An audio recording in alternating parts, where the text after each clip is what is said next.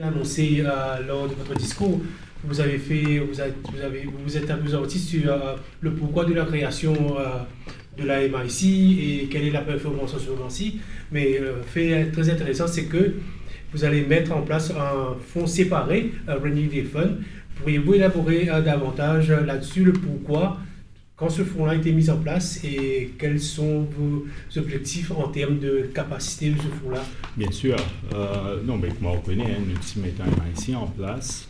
Quand nous établissons un MIC, nous faisons des ressources qui nous peut créer un outil d'investissement pour la Banque de Maurice.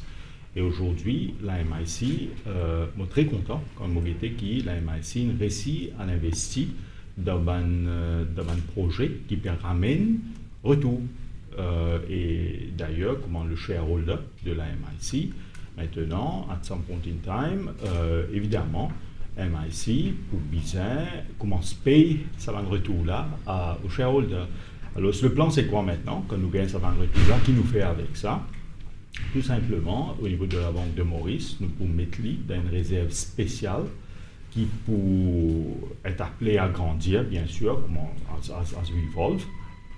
Et à la longue, il peut avoir une somme conséquente qui peut là, pour nous, une génération future, qui peut là, si au cas, God forbid, comme on le dit à lui, mais si au cas, et dans le choc qui est la même ampleur qui nous fait face à en 2020, alors nous pourrions ici servir ça pour capable protéger le système financier de nos pays.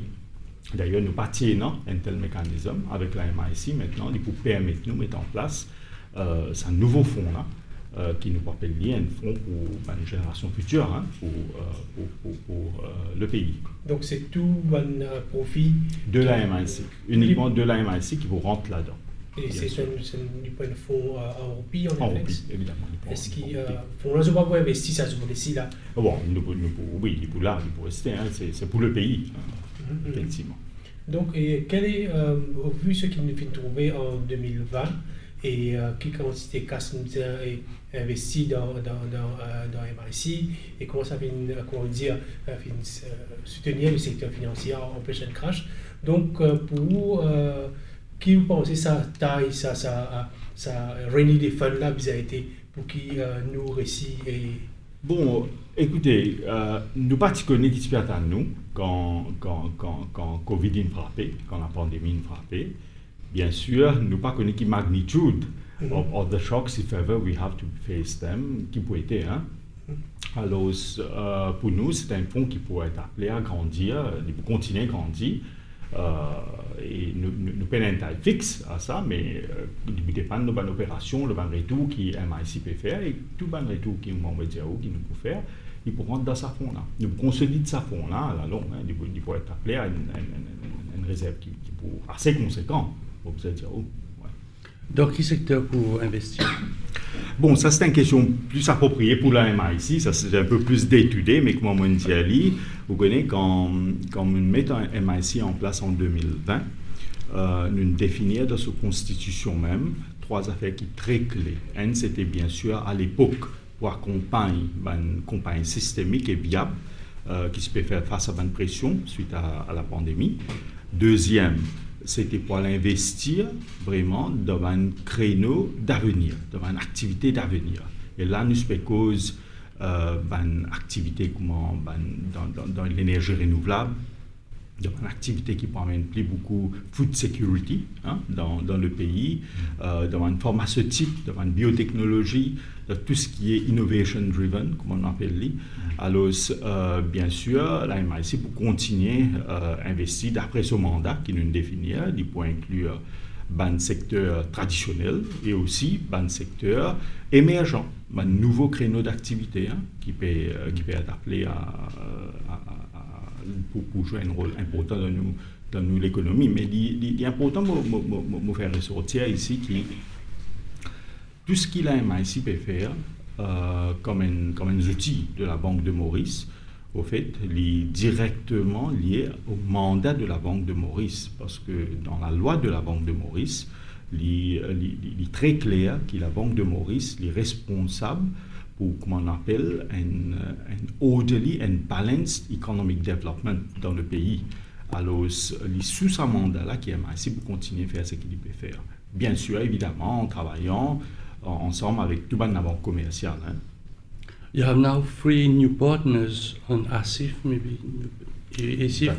So it's the fund is growing. Il peut parler en français. Je peux parler en français. Donc vous avez accueilli 3 nouveaux fonds, Libyen, Botswana et de la Guinée. Absolument. D'abord, je souhaiterais exprimer le fait que je sois particulièrement ravi d'être aujourd'hui à l'île Maurice, aux côtés de mon collègue Jadine Tra. Je parle au nom d'une organisation qui est une organisation panafricaine qui regroupe aujourd'hui une quinzaine de fonds souverains africains avec l'objectif d'abord de s'organiser en plateforme pour échanger sur les meilleures pratiques, travailler sur l'échange sur les expériences réussies, mais aussi considérer des opportunités d'investissement interafricaines, créer une plateforme qui permet de créer une attractivité des financements internationaux pour le continent et de s'organiser en assemblées qui se complémentent, bien entendu, en fonction des atouts de chacun des pays sur le continent africain, avec toutes les potentialités de croissance et de développement qu'offre aujourd'hui le continent. Okay. Maybe one comment from the host, Please, yes. The chairman. So, how do you see this kind of partnership with the Africa Sovereign Investor Forum? And if you could provide an update on how MIC is faring so far. Yes, of course, thank you. I just firstly want to pick up on the comment that the Governor made, and the very good question. Diversification of our economy in Mauritius brings stability, job creation, and a strong future for the children. So the MIC is right behind the Governor's overall mission to bring new ideas, new innovations to Mauritius, to create diversification, and that in itself mitigates risk for the future. We at the MIC have had a very successful time over the past 4 years. We're very lucky to have emerged from a crisis with a strong portfolio, and we have wonderful partners, wonderful companies that we've invested in, and we welcome more proposals to come to us.